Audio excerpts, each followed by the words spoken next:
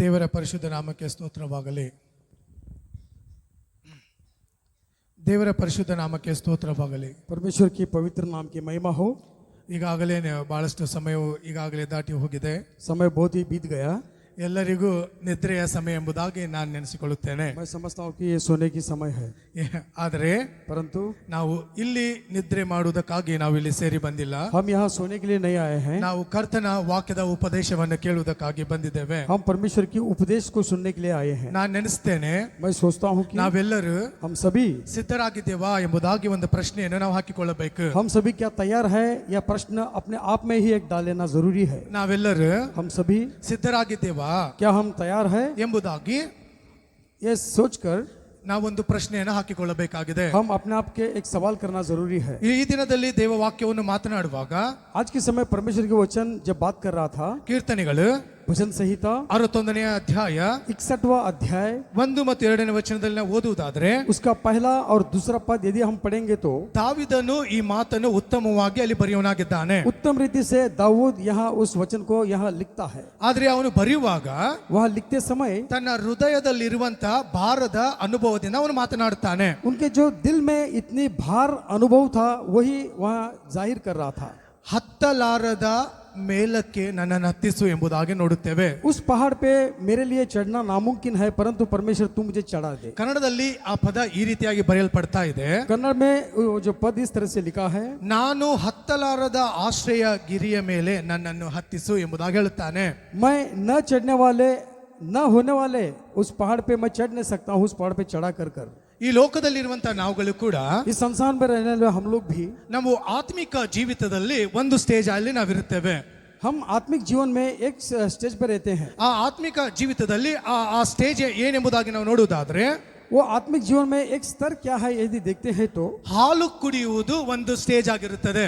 यहाँ दूध पीना एक स्तर है. ದಾವಿದನು ಆ ಒಂದು ಸಮಯದಲ್ಲಿದ್ದಾಗ ಈ ಮಾತುಗಳನ್ನು ಅವನು ಬರೆಯುವನಾಗಿರುತ್ತಾನೆ. दाऊद उस स्तर पे था, ये वचन वहाँ लिख रहा था. ನಾನು ಹತ್ತಲಾರದ ಆಶ್ರಯ ಗಿರಿಕೆ ಬೆಟ್ಟದ ಮೇಲೆ ನನ್ನನ್ನು ಹತ್ತಿಸಿ ಎಂಬುದಾಗಿ ಅಲ್ಲಿ ವರ್ಣಿಸಿ ಅವನು ಹೇಳುತ್ತಾನೆ. उस पहाड़ पे चढ़ना मेरे लिए नामुमकिन है, परंतु परमेश्वर तू मुझे चढ़ा करके लिखता है.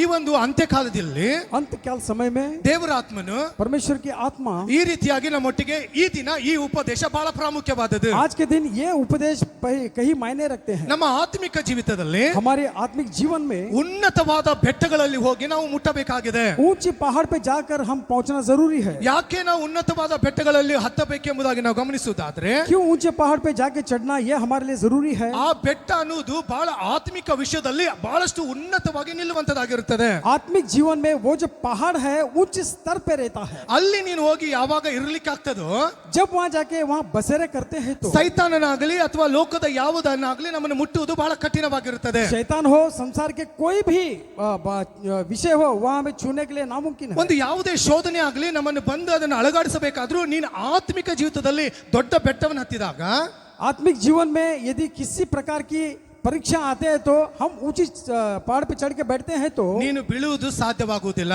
वहां से गिरना हमारे लिए असाध्य है. ಆದ ಕಾರಣ ಪ್ರಕಟಣೆಗಳಲ್ಲಿ ಕೆಲವೊಂದು ಈ ಒಂದು ದಿನಮಾನಗಳಲ್ಲಿ ಬಹಳಷ್ಟು ವಿವರಣೆಗಳನ್ನು ಈ ರೀತಿಯಾಗಿ ಕೊಡ್ತಾ ಇದ್ದಾರೆ. आज के दिनों में देखते हैं कि प्रकाशित वचन में बहुत सारे यहाँ भविष्यवाणी करते हैं. ನಾವು ಅಂತ್ಯಕಾಲದಲ್ಲಿದ್ದೇವೆ, 10ನೇ ತಲೆಮಾರುಗಳು ಎಂಬುದಾಗಿ ಬಹಳಷ್ಟು ವಿವರಣೆಗಳು ನಾವು ನೋಡುವವರಾಗಿದ್ದೇವೆ. हम अंत के दिन में है, इस प्रकार के वचन कई सारे सेवक लोग कहते हैं. ಈ ದಿನಮಾನಗಳಲ್ಲಿ ಬಹಳ ಬೇಕಾಗಿರುವಂತಹ ಪ್ರಾಮುಖ್ಯವಾದದ್ದು, आज के दिन में प्रमुखता से क्या हमें चाहिए, ನೀನು ಯಾವ ಒಂದು ಸ್ಟೇಜ್ ನಲ್ಲಿ ನೀನಿದ್ದೀಯಾ, आप कौन से स्तर पे है. ನೀನು ಆಶ್ರಯ ಗಿರಿಕೆ ಹತ್ತಬೇಕೆಂಬ ಆ ಬಯಕೆ ನಿನ್ನಲ್ಲಿ ಇದೆಯಾ? वहाँ ऊंचे पहाड़ पे चढ़ना क्या आपका आशा है. ನಾನು ಯಾರಿಗೆ ಹತ್ತ ಸಿಗಲಾರದಂತ ದೇವರೇ ನನಗೆ ಹತ್ತಲಿಕ್ಕೆ ಆಗ್ತಾ ಇಲ್ಲ ಎಂಬುದಾಗಿ ದಾವಿದನು ಯಾವ ರೀತಿಯಾಗಿ ಬೇಡಿಕೊಂಡನು. दाऊद महाराज इस तरह से कहता है कि ऊंचे पहाड़ पे चढ़ना मेरे लिए नामुमकिन है, परमेश्वर ನನ್ನನ್ನು ಮೇಲೆ ಹತ್ತಿಸಿ ಕರ್ತನೆ ಆತ್ಮಿಕ ಜೀವಿತದಲ್ಲಿ, आत्मिक जीवन में मुझे वहाँ चढ़ा कर ನನ್ನನ್ನು ಎಂಬುದಾಗಿ ಅವನು ಬೈಕೆಯಿಂದ ಬಯಸುವನಾಗಿದ್ದಾನೆ. ये आशा रखकर यहाँ प्रार्थना कर रहा है. ನೋಡ್ರಿ, ಹೆಬ್ರೋನಿನಲ್ಲಿ ಕೂಡ ಅದೇ ನಾವು 2ನೇ ಸಮುವೇಲ 5:11-4 ಮತ್ತು 4ರಿಂದ 10ನೇ ವಚನವರೆಗೂ ನಾವು ಓದುವುದಾದ್ರೆ, दूसरा समूएल 5 उसका 11 पद में यदि देखते हैं तो ದಾವಿದನು दाऊद महाराज ಇಸ್ರಾಯೇಲರನ್ನು ಅವನು ವಶ ಮಾಡಿಕೊಳ್ಳಬೇಕೆಂಬುದಾಗಿ ಅಲ್ಲಿ ಬರ್ತಾ ಇದ್ದನು. इस्राएल प्रजाओं को अपने स्वाधीन करने के लिए वहाँ आ रहा था. ಅವನಿಗೆ ಹೀಯಾಳಿಸಿ ಈ ರೀತಿಯಾಗಿ ಹೇಳುತ್ತಾರೆ, उसके साथ में ठट्टे करके इस तरह से बोल रहा है, ಕುಂಟರು ಕುರುಡರು ನಿನ್ನನ್ನು ಹೊಡೆದು ಹೊರಗೆ ಒಳ್ಳೆಯದಾಗ್ತಾರೆ ಎಂಬುದಾಗಿ ಅವನು ಹೀಯಾಳಿಸಿ ಮಾತನಾಡುವುದು ಆ ಒಂದು ಸಮುವೇಲದಲ್ಲಿ ನಾವು ನೋಡುತ್ತೇವೆ. समूएल ग्रंथ में देखते हैं कि लंगड़े और अंधे तुम्हें पथराव करते हैं कर ಯಾಕೆ ಈ ಮಾತುಗಳು ದಾವಿದನಿಗೆ ಹೇಳಿದ್ರಂದ್ರೆ, क्यों दाऊद इस बात को कहा? ಅವನು ಸೋತೋಗ್ತಾನೋ ಅಥವಾ ಅವನನ್ನು ಅಸಹ್ಯವಾಗಿ ಮಾತನಾಡಿದ್ರೆ ಬಿದ್ದೋಗ್ತಾನೆ ಎಂಬುದಾಗಿ ಅಲ್ಲಿ ನಾವು ನೋಡುತ್ತೇವೆ. वहाँ डट्टे करके बात करने से दाऊद या मारा गिरता है कर वहाँ बात कर रहे थे. ನಿನ್ನ ಆತ್ಮಿಕ ಜೀವಿತದಲ್ಲಿ ಕೂಡ आत्मिक जीवन में भी ನೀನು ಎತ್ತರವಾದ ಬೆಟ್ಟಕ್ಕೆ ಹೋಗಬೇಕು, ನಾನು ಹೆಚ್ಚಾಗಿ ಆರಾಧನೆ ಮಾಡಬೇಕೆಂಬುದಾಗಿ ನಿನ್ನಲ್ಲಿ ಆಸೆ ಇರಬಹುದು. ऊंची पहाड़ पे जाके ऊंची आराधना करना चाहत आप में रहेगा, ಆದ್ರೆ परंतु ನಿನ್ನನ್ನು ಸ್ವಲ್ಪ ಜನ ಹೀಯಾಳಿಸಬಹುದು. आपके विषय में थोड़े से लोग ठट्टे करेंगे. ನಿನ್ನ ಗಂಡನು, ನಿನ್ನ ಹೆಂಡತಿ, ನಿನ್ನ ಮಕ್ಕಳು, ನಿನ್ನ ಪಕ್ಕದವರನ್ನ ಹೀಯಾಳಿಸಬಹುದು. आपके पति हो, पत्नी हो, बच्चे हो, पड़ोसी हो, आपके ಅಬ್ಬಾ ಇವರೇನ್ ದೇವರು ಸ್ತೋತ್ರ ಸ್ತೋತ್ರ ಎಂಬುದಾಗಿ ನಿನ್ನನ್ನು ಹೀಯಾಳಿಸಬಹುದು. अरे ये क्या हमेशा स्तुति करता है करके आपके मजाक उड़ाते ಆದ್ರೆ रहेंगे. ನಾನು ನಿನಗೆ ಹೇಳ್ತೇನೆ, परंतु मैं आपसे कहता ನೀನು हूँ ಖಚಿತವಾಗಿ ದೊಡ್ಡದ ಬೆಟ್ಟಕ್ಕೆ ಹೋಗಿ ನೀನು ಹತ್ತಲೇಬೇಕಾಗಿದೆ. निश्चित रूप में आप जाकर बड़ी पहाड़ पे चढ़ना जरूरी है. ಯಾಕಂದ್ರೆ क्योंकि ಸೈತಾನನು ನಿನ್ನನ್ನು ಬೀಳಿಸಬಾರದು ಎಂಬುದಾಗಿ ದೇವರಾತ್ಮನು ಮಾತನಾಡ್ತಾ ಇದ್ದಾನೆ. शैतान वहां से तुम्हें न गिराए, ये पवित्र आत्मा की परमेश्वर आपसे कहता है. ಯಾವಾಗ ನೀನು ಆ ಬೆಟ್ಟಕ್ಕೆ ಹೋಗಿ ಮುಟ್ಟುತ್ತೀಯೋ, जब जाकर वो पहाड़ पे आप चढ़ते हैं, ನಾವು ಸಿಯೋನು ಬೆಟ್ಟಕ್ಕೆ ಹೋದಾಗ सियोन पर्वत में जब हम चढ़ते हैं, ಮೋಶೆ ಸಂಗಡ यहाँ मूसा के संग ದೇವರಾತ್ಮನು ಬಂದು ಮಾತನಾಡಿದ್ದು ನಾವು ನೋಡುತ್ತೇವೆ. परमेश्वर की आत्मा इस तरह से वार्तालाप किया हुआ देखते हैं. ದೇವರಾತ್ಮನು ಬಂದು ನೀನು ಆ ಒಂದು ಆತ್ಮಿಕ ಜೀವಿತದಲ್ಲಿ ಹೋಗಿ ಮುಟ್ಟಿದಾಗ आत्मिक जीवन पे वहां जाके जब ठहरते हैं, ಅವಾಗ ದೇವರಾತ್ಮನು ನಿನ್ನೊಟ್ಟಿಗೆ ಖಚಿತವಾಗಿ ಮಾತನಾಡುತ್ತಾನೆ. परमेश्वर की आत्मा निश्चित रूप से आपसे बात करता है. ಯಾಕೆ ದೇವರಾತ್ಮನು ನಮ್ಮೊಟ್ಟಿಗೆ ಮಾತನಾಡಬೇಕಂದ್ರೆ, क्यों परमेश्वर की आत्मा हमसे बात करना है? ಯಾಕೆ ಆತ್ಮಿಕ ವಿಷಯದಲ್ಲಿ ಅಷ್ಟೊಂದು ಎತ್ತರವಾಗಿ ಹೋಗಬೇಕಂದ್ರೆ, क्यों आत्मिक विषय में उतना ऊंचे स्तर पे जाना है? ನಾವು ಪರಲೋಕ ಹೋಗಿ ಕೂಡ ಕರ್ತನ ಜೊತೆಗೆ ಮುಖಾಮುಖಿಯಾಗಿ ಆರಾಧನೆ ಮಾಡ್ಲಿಕ್ಕಿದ್ದೇವೆ. स्वर्गराज में आके परमेश्वर के सामने रूबरू आराधना करना है. ನಾವು ಆತನನ್ನು ನೋಡುತ್ತಾ ಆರಾಧನೆ ಮಾಡುವವರಾಗಿದ್ದೇವೆ. परमेश्वर की रूबरू रुक के आराधना करना है. ಯಾಕೆ ನಾವು ಆ ಒಂದು ಆತ್ಮಿಕ ಜೀವಿತದಲ್ಲಿ ಹೋಗಿ ಮುಟ್ಟಬೇಕಂದ್ರೆ, क्यों आत्मिक जीवन पे उस स्तर पे जाके रहना है? ನಾವು ಕೊನೆ ದಿನಗಳಲ್ಲಿ ಇದ್ದೇವೆ ಎಂಬುದಾಗಿ ಎಚ್ಚರವಾಗಿರಬೇಕಾಗಿದೆ. हम अंत के दिन में है कर ये जान के पड़ताल कर लीजिए. ವಿಮೋಚನೆ ಕಾಂಡ 31:18 ವಚನ ಈ ವಿಷಯಗಳಲ್ಲೆಲ್ಲ ನೀವು ನೋಡುವುದಾದ್ರೆ, निर्गमन की पुस्तक में हम देखते हैं तो ಅಲ್ಲೆಲ್ಲವೂ ಮೋಶೆ ದೇವರಾತ್ಮನೊಟ್ಟಿಗೆ ಮಾತನಾಡಿರುವ ಅನುಭವಗಳು ನಾವು ಅಲ್ಲಿ ನೋಡುತ್ತೇವೆ. परमेश्वर को मूसा के साथ में बात किया हुआ वह तजुर्बा वहां देखते हैं. ನಾವು ಕೂಡ ಕರ್ತನೊಟ್ಟಿಗೆ ಆತ್ಮಿಕ ಜೀವಿತದಲ್ಲಿ ದೇವರೊಟ್ಟಿಗೆ ಸಂಭಾಷಣೆ ಮಾಡುವುದು ಬಹಳ ಪ್ರಾಮುಖ್ಯವಾಗಿದೆ. परमेश्वर के साथ में इस तरह से रूबरू वार्तालाप करने का हमें क्या ही जरूरत है?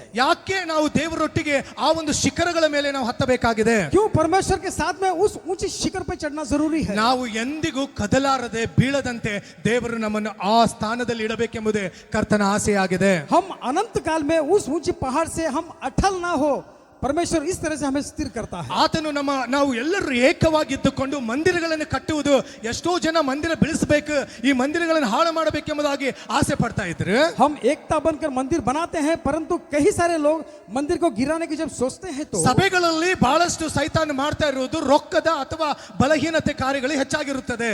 कलिसिया में देखते हैं कि पैसे की वहाँ कुछ समस्या ला के रखते हैं. ಆದ್ರೆ ನಾ ದೊಡ್ಡವನು ನೀ ದೊಡ್ಡವನು ಎಂಬುದಾಗಿ ಈ ರೀತಿಯಾದ ಕ್ರಿಯೆಗಳು ಮಾಡುವುದು ನೋಡುತ್ತಾ ಇರ್ತೇವೆ. वहाँ कलिसिया में देखते हैं कि तुम बड़े हो मैं बड़े हो, इस तरह की वहाँ चलते रहते हैं. ಕೀರ್ತನೆಗಾರನು ಈ ರೀತಿಯಾಗಿ ಮಾತನಾಡುತ್ತಾನೆ. संहिताकार यहाँ कहता है कि 133ನೇ ವಚನದಲ್ಲಿ 1-2-3 ವಚನಗಳಿಗೆ ನಾವು ಗಮನಿಸುವುದಾದ್ರೆ, 133 1 2 तीसरा पद में देखते हैं तो ಸಹೋದರರು ಒಂದಾಗಿರುವುದು ಎಷ್ಟೋ ರಮ್ಯವಾದದ್ದು. यहाँ भाई गण मिल के रहना क्या ही उत्तम है, क्या ही सुंदर है. ಒಂದಾಗಿದ್ದಾಗ ನಾವು ಯಾವುದನ್ನು ಬೇಕಾದರೂ ಸಾಧನೆ ಮಾಡಬಹುದು.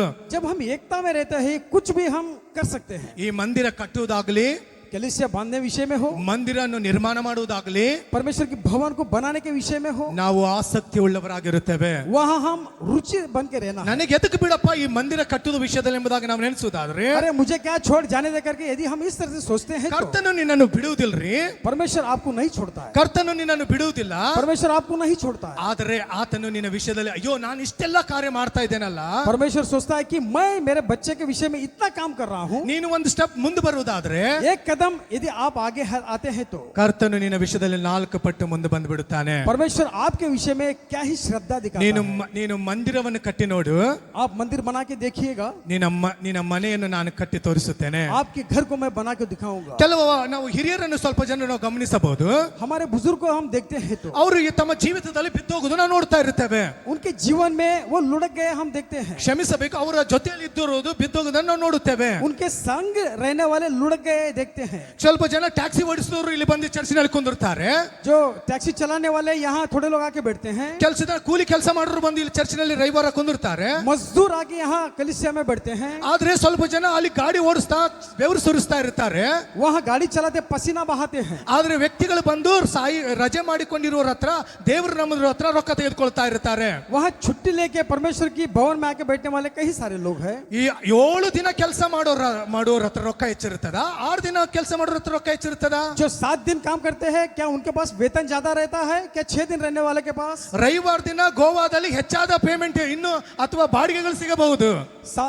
रविवार के दिन ज्यादा भाड़ा मिलते रहेंगे ಯಾಕಂದ್ರೆ ಟೂರಿಸಂ ಏರಿಯಾ, क्योंकि यहाँ पर्यटक की माहौल है। ನಾನು ಸತ್ಯವಾಗಿ ನಿಮಗೆ ಹೇಳುತ್ತೇನೆ, निश्चित रूप में सत्य कहता हूँ। ನಾನು ಸಾಕ್ಷಿ ಕೇಳಿರುವ ವಿಷಯದಲ್ಲಿ ಹೇಳ್ತಾ ಇದ್ದೇನೆ. मैं यहाँ गवाही सुना इसके लिए कह रहा हूँ। 6 ದಿನ ಸಂಪಾದನೆ ಮಾಡಿದಷ್ಟು ಕೇವಲ ಶನಿವಾರ ದಿನನೇ ಅವ್ರು ಸಂಪಾದನೆ ಮಾಡೋಷ್ಟು ನಾವು ಅವರಲ್ಲಿ ಸಾಕ್ಷಿಗಳು ನೋಡ್ತೇವೆ. जितना दिन 6 दिन कमाते हैं वही कमाई एक ही दिन में कमाए जैसा ये गवाही मैं सुना। ಯಾಕಂದ್ರೆ ಆತ್ಮಿಕ ಜೀವಿತದಲ್ಲಿ ನಾನು ಮಂದಿರವನ್ನು ಕಟ್ಟಬೇಕು, ಮಂದಿರಕ್ಕೆ ಹೋಗಬೇಕು, ಅಲ್ಲಿ ಆರಾಧಿಸಬೇಕೆಂಬುದರಲ್ಲಿ ಅಷ್ಟೊಂದು ಉನ್ನತವಾಗಿ ಅವರಿದ್ದಾರೆ. क्योंकि मंदिर जाना है, आराधना करना है, ये भावना लेके आते हैं। ಆದ ಕಾರಣ ನಮ್ಮ ಆತ್ಮಿಕ ಜೀವಿತವು ಯಾವಾಗಲೂ ಉನ್ನತವಾಗಿದ್ದಾಗ आत्मिक जीवित यदि ऊंची स्तर पे रहता है तो ನಮ್ಮ ಆಶೀರ್ವಾದವು ಕೂಡ ಉನ್ನತವಾಗಿರುತ್ತದೆ. हमारे आशीष भी ऊंचे स्थान में रहता ನಾವು है। ಉನ್ನತ ಬೆಟ್ಟಗಳ ಮೇಲೆ ಏರಿದಾಗ ऊंची जब चट्टान पे चढ़ते हैं तो ನಮ್ಮ ಆಶೀರ್ವಾದಗಳು ಕೂಡ ಅಷ್ಟೊಂದು ಎತ್ತರವಾಗಿರುತ್ತವೆ. हमारे आशीष भी समझो कि उतना ही ऊंचा रहता है। ನೋಡ್ರಿ, ಎಷ್ಟೋ ವರ್ಷಗಳಿಂದ ಬಂದವ್ರಿಗೆ ಒಂದು ಸಣ್ಣ ಮನೆ ಇರುವುದಿಲ್ಲ.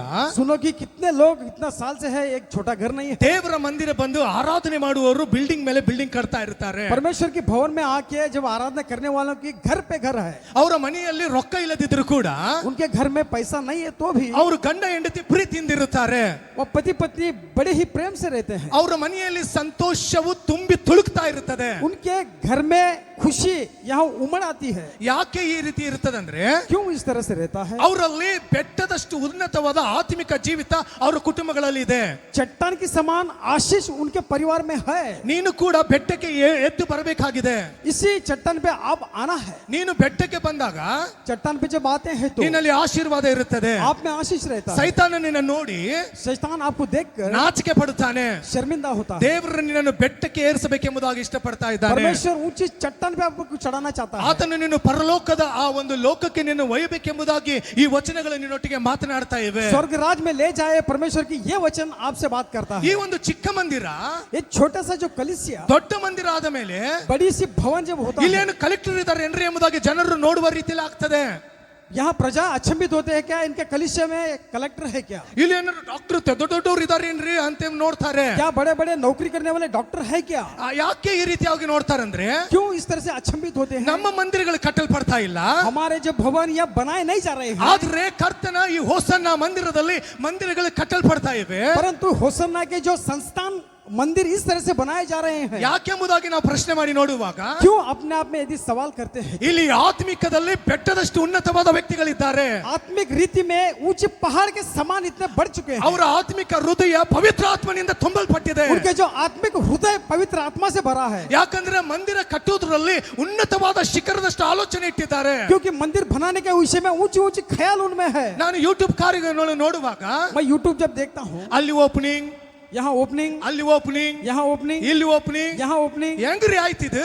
या कभी हुआ ಆತ್ಮದಲ್ಲಿ ಶ್ರೀಮಂತರಿವರು. आत्मिक विषय में या हम श्रीमंत रहना है, ನಾವು ಕೊಡುವುದರಲ್ಲಿ ಶ್ರೀಮಂತರಾಗಬೇಕು. हम परमेश्वर को देने के विषय में श्रीमंत दिखाना ಮಂದಿರ है। ಕಟ್ಟುವುದರಲ್ಲಿ ಶ್ರೀಮಂತರಾಗಬೇಕು. मंदिर बनाने के विषय में रईसदार से रहना है। ನಾನು ಚಿಕ್ಕ ಒಂದು ವಿಷಯ ಹೇಳುತ್ತೇನೆ. एक छोटा विषय कहता हूँ, ನನ್ನ ಜೀವಿತದಲ್ಲಿ मेरे जीवन में ನನ್ನ ಹತ್ರ ಶೂನ್ಯ ರೊಕ್ಕ ಇತ್ತು, मेरे पास कुछ पैसा नहीं था, ನಾನು ಕೊಟ್ಟು ಬಿಟ್ಟಿದ್ದೆ. मैं परमेश्वर को दे चुका। ನಿಮಗೆ ಸತ್ಯವಾಗಿ ಹೇಳ್ತೇನ್ರಿ, मैं निश्चित रूप में सत्य कहता हूँ। ಈಗ ನನ್ನ ಜೋಬ್ನಲ್ಲಿ 100 ರೂಪಾಯಿ ಒಂದು 200 ರೂಪಾಯಿ ಇತ್ತು, ಒಬ್ರಿಗೆ ಬೇಕಾಗಿತ್ತು, ನಾನು ಕೊಟ್ಟು ಬಿಟ್ಟೆ, ದೇವ್ರಿಗೆ ಸ್ತೋತ್ರ ಹೇಳಿದೆ. मेरे जेब में 200 रुपए थे, जिसको जरूरत था उनको मैं दे दिया। ಖಚಿತವಾಗಿ ನಾನು ಸತ್ಯವಾಗಿ ಹೇಳ್ತಾ ಇದ್ದೇನೆ. मैं सत्य कहता हूँ, ಆ ಆಕ್ಸಿಡೆಂಟ್ ನನಗಾಗಬೇಕಾಗಿತ್ತು. वो एक्सीडेंट मुझे होना था। ನಾನು ಸ್ವಲ್ಪ ಗಾಡಿ ಸ್ವಲ್ಪ ಮುಂದೆ ತೆಗೆದು ಬಿಟ್ಟೆ, मेरे गाड़ी थोड़ा समय आगे ले गया, ಹಿಂದೆ ಬಂದವನು ಗಾಡಿ ಪಲ್ಟಿ ಆಗ್ಬಿಡುತ್ತೆ. जो मेरे पीछे आ रहा था उसका गाड़ी लुढ़क गया। ನಾನು ಆಲೋಚನೆ ಮಾಡಿದೆ, जब मैं सोचा ಅರೆ ಇದು ಪಲ್ಟಿ ಆಗಿರುವ ಗಾಡಿಗೆ ನಾನು ಎಷ್ಟು ರೊಕ್ಕ ಕೊಡಬೇಕು? मैं जो लुढ़क गया वो गाड़ी को पैसा देना बनता था, ನನ್ನ ದೇವರು ಶಕ್ತಿ ಉಳ್ಳ ದೇವರು. परंतु हमारा परमेश्वर शक्तिशाली है. 1,000 ರೂಪಾಯಿ ಕೊಟ್ಟೆ, 1000 रुपए दिया, ನಾನು 10,000 ರೂಪಾಯಿ ನನ್ನ ದೇವರು ನನಗೆ ಉಳಿಸ್ಬಿಟ್ಟ. परमेश्वर 10,000 मुझे मेरा बचा लिया. ನಿನ್ ದೇವರು ಅದೇ ರೀತಿ ಉಳಿಸ್ತಾನೆ. परमेश्वर आपको भी इसी तरह से बचाता है. ಆತನ ಕೊಡ್ತಾನ್ರಿ. परमेश्वर देता है. ಮಂದಿರ ನಿರ್ಮಾಣ ಮಾಡೋದ್ರಲ್ಲಿ भवन को निर्माण करने के विषय में हो, ಬೆಟ್ಟದಷ್ಟು ಅನುಭವ ನಾವು ಇಡೋಣ. चट्टान के समान इतना अनुभव हम रखने पाए. ನಾವು ಈ ಸಮಯದಲ್ಲಿ ದೇವರ ಸನ್ನಿಧಾನದಲ್ಲಿ ಈ ಒಂದು ವಾಕ್ಯವನ್ನು ಕರ್ತನಿಗೆ ಸಮರ್ಪಣೆ ಮಾಡೋರಾಗಿರೋಣ. परमेश्वर के सम्मुख में ये जो वचन को परमेश्वर को हम डेडिकेट करेंगे.